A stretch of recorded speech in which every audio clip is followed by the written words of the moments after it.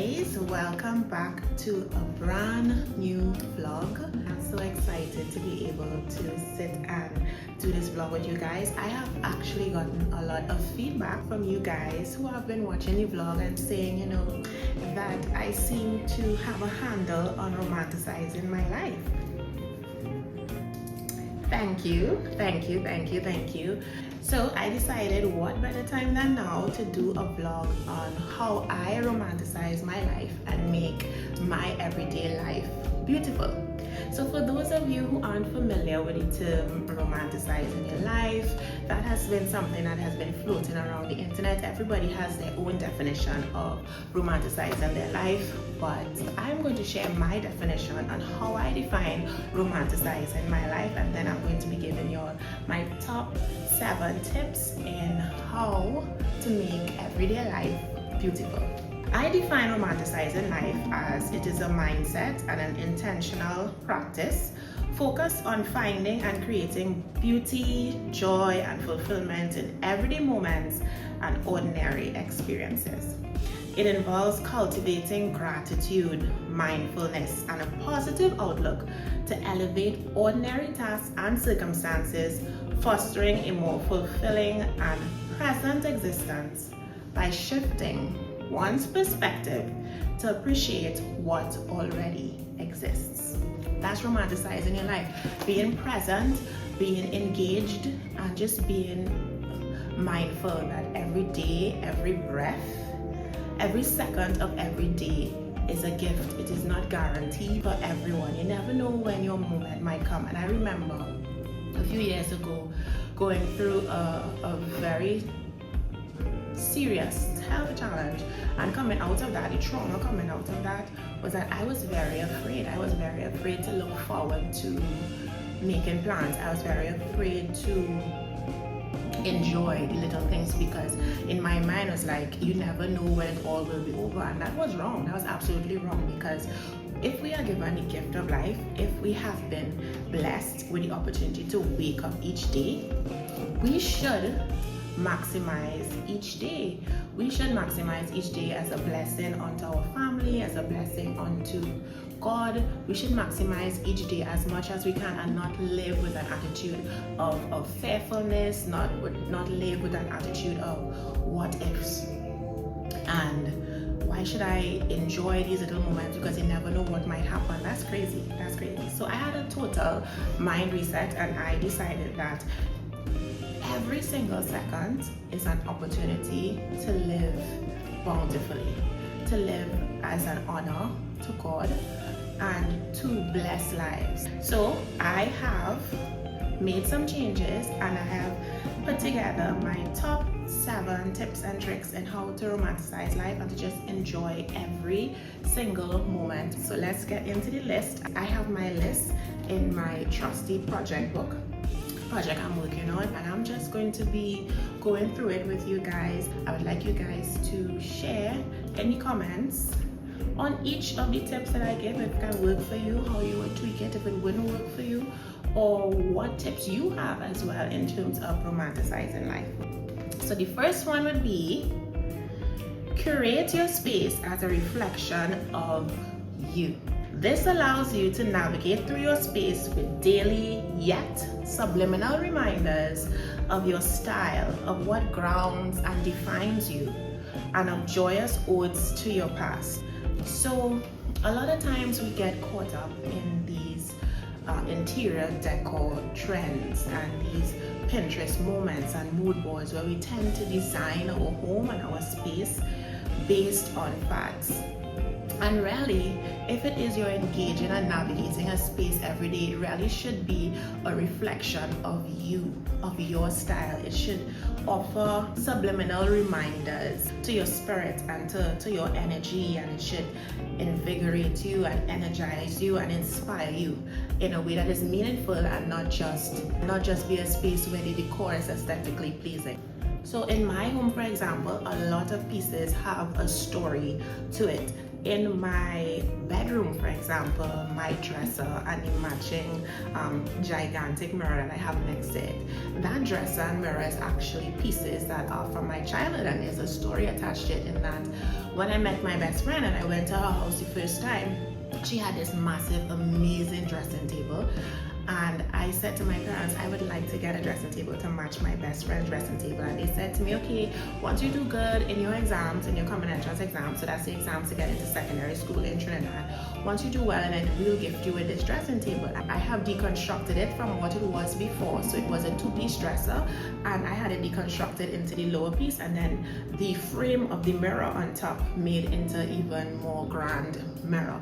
And I want to keep it for my lifetime. I want to give it my lifetime because it adds meaning. It's not just a piece that I would have taken out of a showroom somewhere, but it actually has a story and it has history behind it.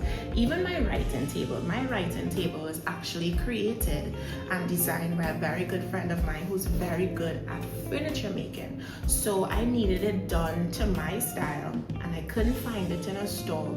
He's a very good furniture maker. He's also one of my very good friends. So anytime I sit at that table, I remember that this table is unique. It is one of a kind, and it was made with care and love by a very close friend of mine. Even I can also speak to my dining table and my chairs. My dining table and the matching chairs are actually the dining table that I would have been a 2-year-old standing on in pictures from my childhood home, and my parents kept it and preserved it. And I said, when I moved into my own home, when I purchased my own home, I would like to have that dining table and that set. So it gives a very antique finish to the house, but it has a story because I'm able to showcase the picture where I'm a little tot standing up on top of the table, and I still have it today as a grown woman. So I really encourage you to curate your space in such a way where there's a story and there's a love and there's a nostalgia behind some of your pieces inside of your home, so that every time you wake up and you interact with your space and you move through your space, it resounds with some kind of inner fulfillment or memory or inspiration, and not just be a Pinterest mood board. Moving on to my second piece of advice or tip. If you love it, honor it. This show of honor lets every interaction with the things that you love be memorable and also satisfying. So I honor memories, I honor books, I honor the ocean, and I also honor collectibles. And because I love those things, I place those things in my home and in my space in a way that I can interact with it, that will bring calm and peace and trigger memories. So for example, the pictures, I have lots and lots of pictures from my childhood. I don't just have it thrown in a bag somewhere that only comes out when I'm doing deep cleaning. No, I took those pictures and I put those pictures in a box. I actually put it in good quality box from a handbag that I had bought, and I put them in there and I rewrapped the tie and the bow and everything on it, and I have it sitting right next to my coffee table. So anytime I am sitting on my couch, on this couch, and I happen to glance by my coffee table, I feel like I want to take a look through the pictures. You know, opening the box and sorting through the pictures is such it's such a meaningful and pleasurable experience. It brings a life to that ordinary or otherwise mundane activity. I also love the ocean, so there are pieces in my home that gives tribute to the ocean. So I have a vintage atlas, for example. I got a vintage atlas and I put it on my coffee table, and I would just flip through the pages to the different seas, looking at the different continents, and it will just bring joy, a sense of joy to what I do enjoy. I have sand, I have shells, I have seashells, I have stones, I have all types of artifacts from the ocean present in my home. And one of my friends actually gifted me with about 4 or 5 miniature sailboats with shells and stuff on them. She walked into a store and she saw it and she said, "Oh my gosh, Robin, this looks like you. How much do you want?" So anytime I look at those sailboats, I would remember it was gifted to me by this particular friend. And you can touch and feel them and interact with the shells, interact with the nets and the sailboats and so on. So it makes living in my home and just being in the space and seeing all the knickknacks that I have collected more fulfilling and makes life more romantic. I also collect things like when it is I travel. So I have a camel. I think that camel is absolutely overpriced, I think now in retrospect, but I purchased a camel in a trip to Dubai.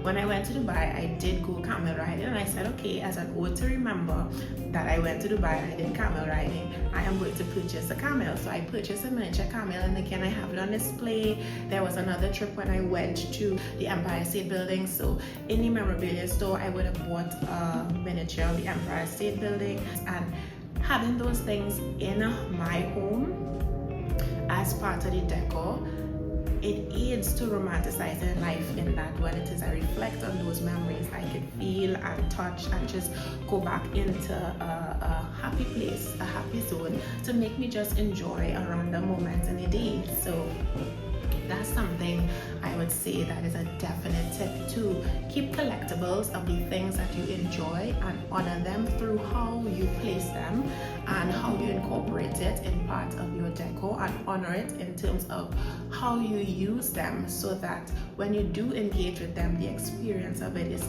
not boring. It brings back all the feels and the joys and the smells of the first time you would have interacted in that space or with that particular thing.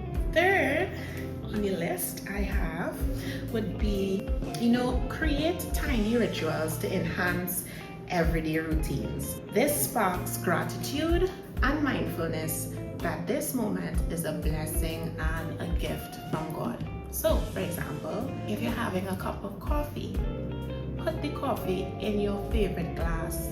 Put the coffee in your favorite mug. Make it a moment. Like, stop and think about the act of making the coffee, stirring your coffee, stirring in your milk, taking the aroma. That first aroma when I make my first cup of coffee is like, oh my gosh. You know what it reminds me of? It reminds me of walking through, it brings back memories of walking through airports on red-eye flights and just smelling that coffee just to wake you up. I love that. I love coffee or smells bringing back memories to me, and in order to ignite that, it means that I can't rush through having something like a coffee. I can't just make it a simple act. I have to sit and be mindful and be present in the moment. So enjoy the coffee in a fancy glass. Sit, enjoy it. If you're having a snack, for example, plate your snacks, plate your fruit. Use the fancy plates, use the fancy cups, use the fancy glasses, and have a moment. Don't just be rushing through the snack. Actually take a moment to celebrate the fact that you're alive and that you can have this meal and you can enjoy this cup of coffee, you can enjoy this beverage. Sit and enjoy it. Sit and enjoy it by bringing texture into it, by bringing decor into it, by bringing extra time and devoting extra time to the experience. Fourth, I would say number 4 would be read physical books. Read physical books and turn off the movie apps and social media pages. Interacting with a physical book that you can hold, feel, see, and smell gratifies so much of our human senses that it cannot help being a slow, romantic moment in our day. So right now, for me, I am reading the classics. So on my list, I have things like Wuthering Heights, Moby Dick. Right now, I am working through A Tale of Two Cities. I would have read A Midsummer Night's Dream. I would have went through Emma. I would have read A Scarlet Letter.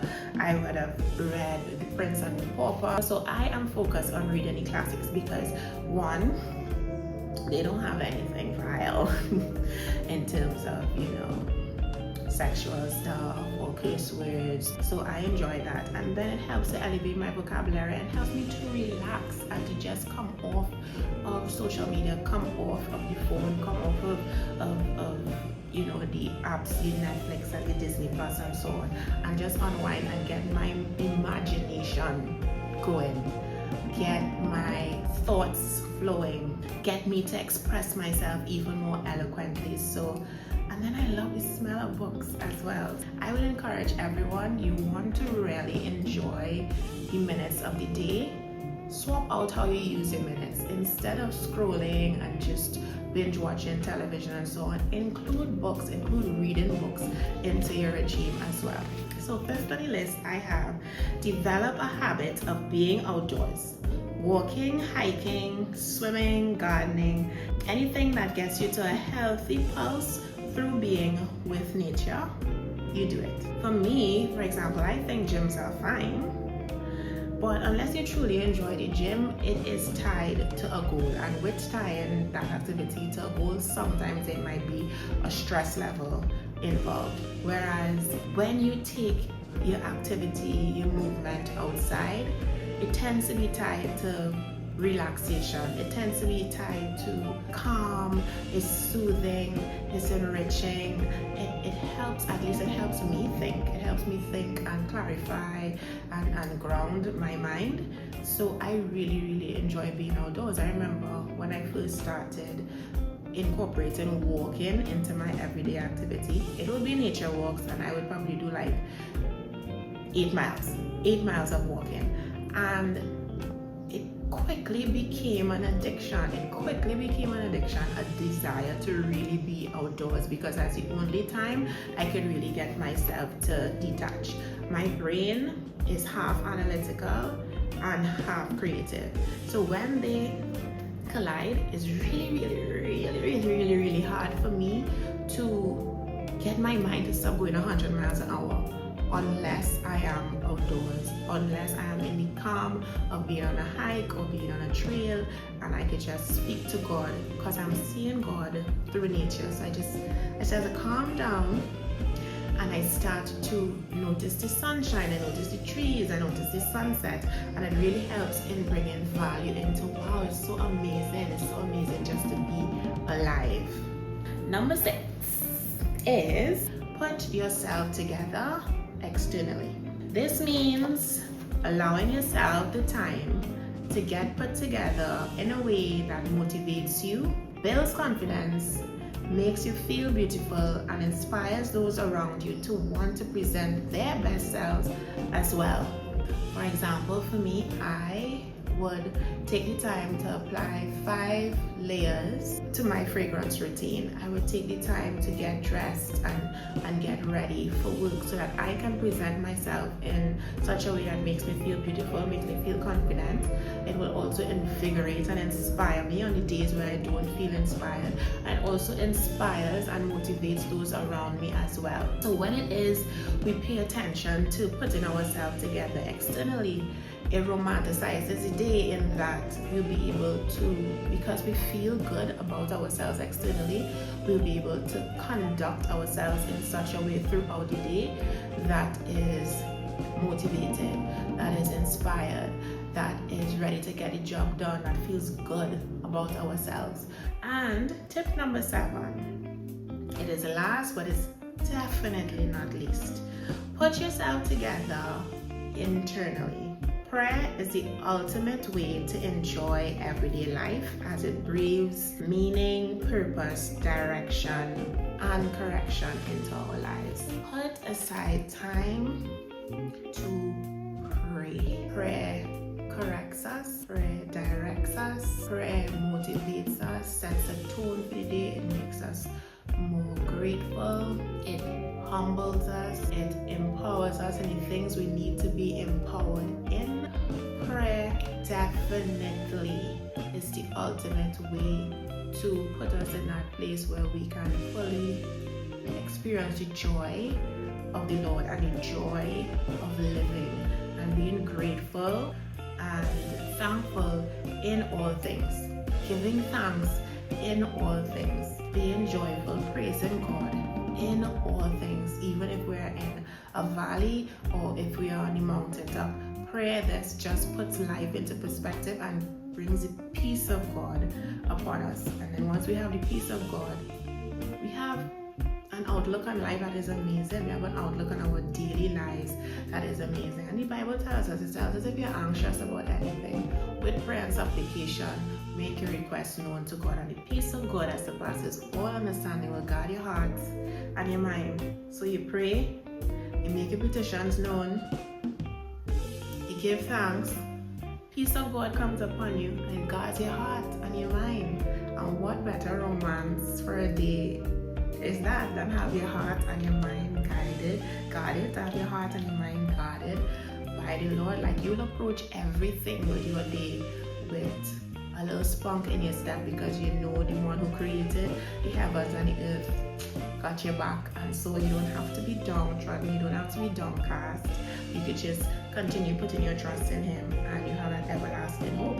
You have that everlasting hope, and your outlook on your day will definitely be one that is bright and full of cheer and a total reflection of what the ultimate romanticizing of life, the ultimate definition of being intentional about enjoying your everyday moments. So that is my wrap up of how I romanticize my life. I look forward to seeing any comments. What do you guys have to say about how you romanticize your life, or that you'll be taken away from this vlog? So thanks guys so much. Looking forward to seeing your feedback. Have a wonderful and